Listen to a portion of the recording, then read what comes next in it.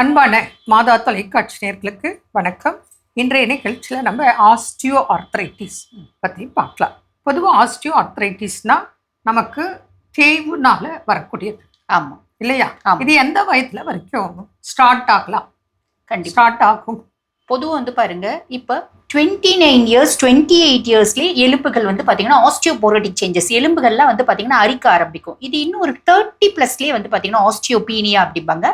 அந்த அரிப்பு இன்னும் ஜாஸ்தியாகும். 30+ல ஒரு 33 34லாம் பார்த்தீங்கன்னா ஆஸ்டியோ ஆர்த்ரைட்டிஸ் அப்படிங்கிறது வந்துடுது. ஆஸ்டியோ ஆர்த்ரைட்டிஸ்னா எலும்பு தேய்மானம்.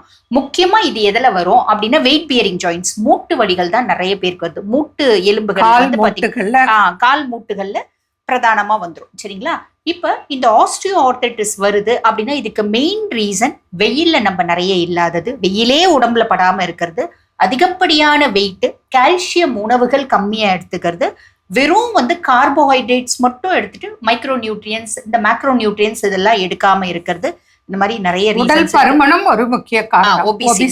ஒபிசிட்டி ஒரு முக்கிய காரணம். அதே மாதிரி ஃபேமிலி ஹிஸ்டரி இருந்தாலும் நீங்க வருமுன் காப்போன்னு எதுக்கு இருக்கு? இப்போ உங்க ஃபேமிலியில ஒருத்தருக்கு டயபெட்டிக் இருக்கு, இல்ல ஆர்த்ரைட்டிஸ் இருக்கு, இல்ல பிபி இருக்குன்னா நீங்க உடனே என்ன பண்ணணும்? எனக்கு வரக்கூடாது அப்படின்னு நான் இப்பத்துல இருந்த டீ காபி குடிக்கிறத குறைக்கணும், உப்பு குறைக்கணும், காரம் புளி உப்பு எல்லாம் குறைக்கணும், எக்ஸசைஸ் பண்ணணும், டயட் ஃபாலோ பண்ணா ஏன் மேனேஜ் பண்ணா ஏன் வருது?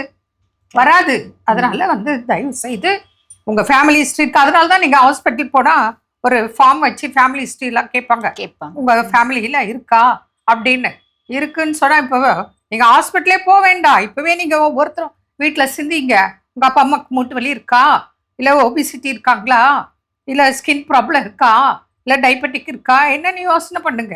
அப்போ மூட்டு வலி இருக்கு அப்படின்னா உங்களுக்கு வராம பாதுகாக்கணும்னா இப்பத்துல இருந்தே நீங்க வெயிட்டா இருந்தா வெயிட்டை குறைச்சிருங்க.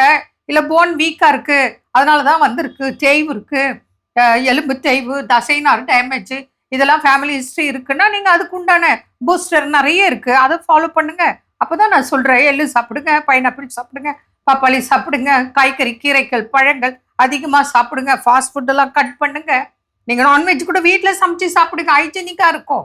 வெளியில எல்லாம் என்ன எத்தனை நாள் ஆச்சு கட் பண்ணி என்ன ஏது தெரியாது. நீங்க காசை கொடுத்து நீங்க ஏன் நோயை வாங்கி வச்சுக்கிறீங்க? இன்னைக்கு இந்த எலும்பு தேய்மானம் ஆஸ்டியோ ஆர்த்ரைட்டிஸ் அப்படிங்கிறது உடல் பருமனாலையும் வரும். ஏன்னா நம்ம உடம்புல நம்ம முதுகு எலும்போ நம்ம கால் மூட்டு தான் நம்ம உடம்பு வெயிட் தாங்கிறது.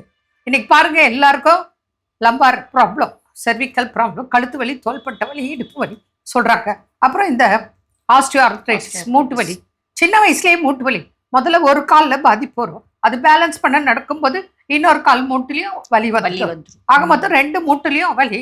இன்னைக்கு என்ன சொல்றாங்க, ரோபோட்டிக் வந்துருச்சு, நீங்க மூட்டு அறுவை சிகிச்சை பண்ணிக்கங்க. சரி, எத்தனை வருஷம்? 5 years, அதுக்கு மேல. அப்போ என்ன சொல்றாங்க, நீங்க வெயிட் குறைங்க, எக்ஸசைஸ் பண்ணுங்க. நான் என்ன சொல்றேன், நீங்க வெயிட் குறைச்சுங்க, ரெகுலர் எக்ஸசைஸ், நல்லா ஒரு நடங்க, சைக்கிள் ஓட்டுங்க, உட்காருங்க, எழுங்க, யோகா பண்ணுங்க. ஸ்கூல்ல எல்லாம் சொல்லி கொடுத்தாங்களே அந்த எக்ஸசைஸ் டெய்லி ஒரு 10 நிமிஷம் 15 நிமிஷம் பண்ணாலே போதும். உணவு வீட்டுல நீங்க நல்லா செஞ்சு சாப்பிடுங்க. கீரை சாப்பிடுங்க, காய் சாப்பிடுங்க, பழம் சாப்பிடுங்க, முட்டை சாப்பிடுங்க, மீன் சாப்பிடுங்க, எல்லாம் சாப்பிடுங்க. அப்படி இருக்கும்போது உங்களுக்கு விட்டமின்ஸ் மினரல்ஸ்னால வரக்கூடிய குறைபாடுகள் இருக்காது. என்ன நேர்களே, அதனால உங்களுக்கு ஆஸ்டியோ ஆர்த்ரைட்டிஸ்னால ஆரம்ப நிலையில வந்தால் வித்தவுட் சர்ஜரி உங்களால குணமாக்க முடியும். வழிகள் இருக்கு, கடைபிடிங்க, பலன் அடைக்க. மீண்டும் நாளை சந்திப்போம். நன்றி. அன்னை மரியே வாழ்க.